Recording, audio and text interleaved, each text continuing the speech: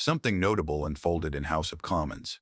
Pierre Poilievre arrived prepared to challenge Mark Carney, equipped with figures, arguments, and a narrative aimed at portraying Canada as underperforming while drawing favorable comparisons with Donald Trump's America. However, what followed was not a typical back-and-forth exchange. It became a structured response in which Carney didn't just reply, he reframed the discussion. He addressed Poilievre's points, clarified key claims, and gradually shifted control of the conversation. Poilievre began with a familiar and deliberate strategy. He presented large, attention-grabbing statistics, framed systems as under strain, and attempted to create urgency around immigration policy. This kind of approach often relies on perception, where scale and repetition can make an argument feel compelling. It is also a style that observers have noted resembles communication patterns seen in recent U.S. political debates, where numerical emphasis can sometimes outweigh detailed context. What followed, however, was a rapid and measured response. Instead of reacting emotionally, Mark Carney shifted the focus toward verification and context, changing the foundation of the discussion.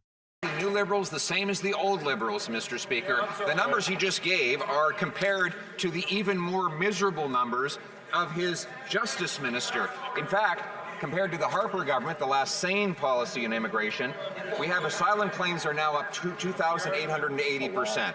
Temporary foreign workers up 178%, international students up 39%, and yesterday the Auditor General condemned the current Liberal Justice Minister, Liberal Heritage Minister, and Liberal Immigration Minister for allowing 150,000 cases of fraud to go uninvestigated. Will he fire them, or will he just continue with the same Liberal incompetence? I'm blessed with a strong cabinet that's working hard for a strong country. And we are taking control of the immigration system.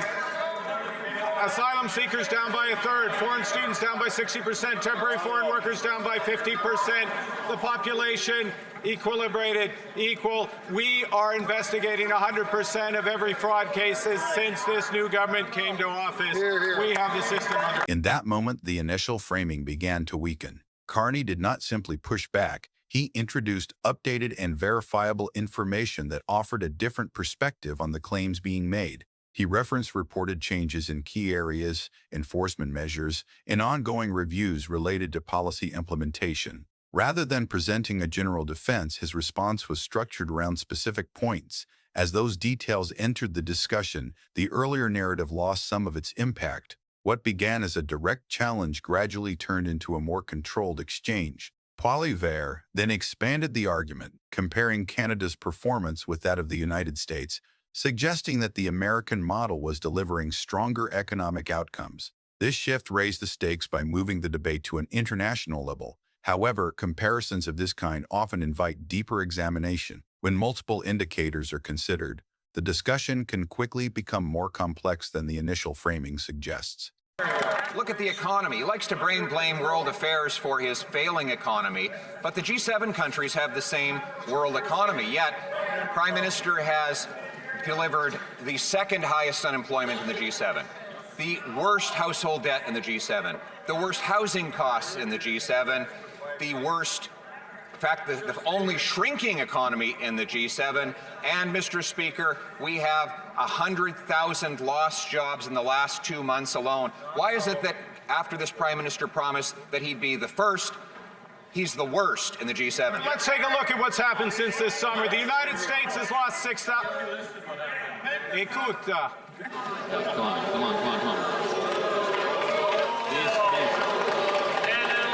These are important issues. These are important issues we're discussing. And Canadians are watching. The Right Honourable Prime Minister from the top, please. Let's look at what's happened to the United States since the summer. They have lost 6,000 jobs. This country's created over 80,000 jobs since August. Let's look at what's happened to wages in this country. They are growing the highest in years, 4%. They are growing twice the rate of inflation. Canadians are getting ahead. Every single month of this government, Canadian wages have grown faster than the rate of inflation. Rents are at a 33-month low. Affordability is the best it's been in over a decade. And that is how the exchange developed. Carney did not dismiss the comparison. Instead, he engaged with it and broadened the scope. By referencing indicators such as employment trends, wage patterns, and overall economic activity, He moved the focus from selective examples to a wider set of data points. This altered the direction of the discussion. The comparison that was intended to challenge Canada's position instead opened the door to a more detailed evaluation. As a result, the dynamic shifted. Poilievre was no longer setting the tone of the exchange in the same way and began adjusting his approach. At this stage, he turned toward a more relatable line of argument, focusing on cost of living pressures, fuel prices, and the financial challenges faced by many households. These are areas that often resonate strongly in public debate because they connect directly to everyday experience. However, their impact can depend on how broadly the issue is presented. I guess for those people who stash their cash in tax havens, you've never had it so good and so affordable. Tell that to the single mothers walking down the grocery aisle. Or let's talk about jobs. He compares it to the United States. When you do an apples-to-apples comparison of unemployment, it is 1.3% higher in Canada than it is in the U.S. In fact, Canada has the second highest unemployment in the G7, the worst grocery price inflation in the G7, the most unaffordable housing in the G7, the worst household debt in the G7. Mr. Speaker, he promised we'd be first, so why is he the worst? We have the lowest debt burden in the G7. We have the lowest deficit in the G7. We have the highest credit rating in the G7. What is this government doing? It's putting it into action with a defense industrial strategy that'll bring $500 billion of investment, with an auto strategy, with an electricity strategy, with the climate competitiveness strategy, with a housing strategy. We are moving forward. We're investing in this country, the second best country in the world for foreign direct investment. We are moving forward. Come join. 20's response again focused on structure rather than isolated figures.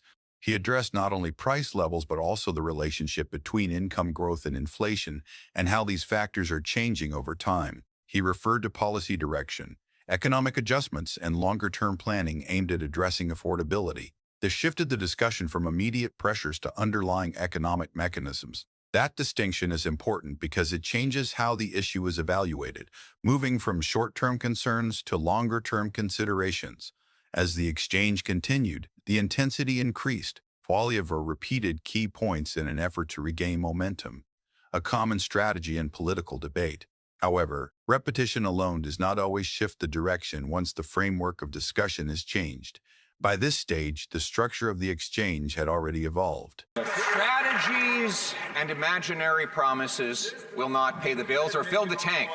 We all know that global oil prices have gone up, but that does not explain while in Canadian dollars and in liters, Americans pay $1.46 a liter at the pump, while Canadians are paying $1.70, 26 cents higher per liter at the pump because of this Prime Minister's anti-energy policies and his newly renamed carbon tax, the clean fuel standard. Will he get rid of these policies and get rid of that tax so Canadians can have some relief at the pumps? I know the member opposite was not here in the spring. It's a source of great sadness. We got rid of the consumer carbon tax. That took off 18 cents per liter. That took off 18 cents per liter. And Mr. Speaker, what matters is the rate of growth of wages relative to overall inflation. Wages growing twice the rate. Here, here. It's all an illusion, Mr. Speaker. This Prime Minister not only supported the carbon tax that he advised that Justin Trudeau put in, he thought it should be higher and broader. And when he got into power, he didn't get rid of it. He renamed it. He called it the clean fuel standard. 7 cents a liter this year, rising to 17 cents. On top of it, industrial carbon tax that's driving up the costs of all the industrial production of our energy. And that is one of the reasons why under this Liberal Prime Minister, Canadians pay the equivalent of 26 cents a liter more than the Americans. Will he stop ripping off Canadians at the pump, get rid of these Liberal taxes so Canadians can get moving? We are getting this country moving with the biggest transformation of this economy in generations. We are building unprecedented amounts of affordable housing. We are building clean energy. We are lowering energy costs for Canadians. We are building a defense industrial strategy this country has not seen since the Second World War. We are protecting Canadians. We are building this economy. We are empowering Canadians. This is where the contrast became more visible. Carney moved beyond responding to specific criticisms and began outlining a broader perspective on economic direction, investment priorities, and national planning. While one side continued to emphasize concerns, the other presented a more comprehensive framework. What took place in the House of Commons was more than a routine exchange between government and opposition. It highlighted two different approaches to political communication. One approach focused on emphasis, repetition, and selective framing, a style sometimes associated with more confrontational political environments. The other emphasized structure, consistency, and long-term planning supported by data. Moments like this often come down to how effectively each side manages the discussion, not just through tone, but through clarity, organization, and direction. In this instance, the exchange evolved in a way where the flow of the conversation gradually shifted. What began as a direct challenge became a more balanced and structured debate, with both sides presenting contrasting methods of argument and leadership.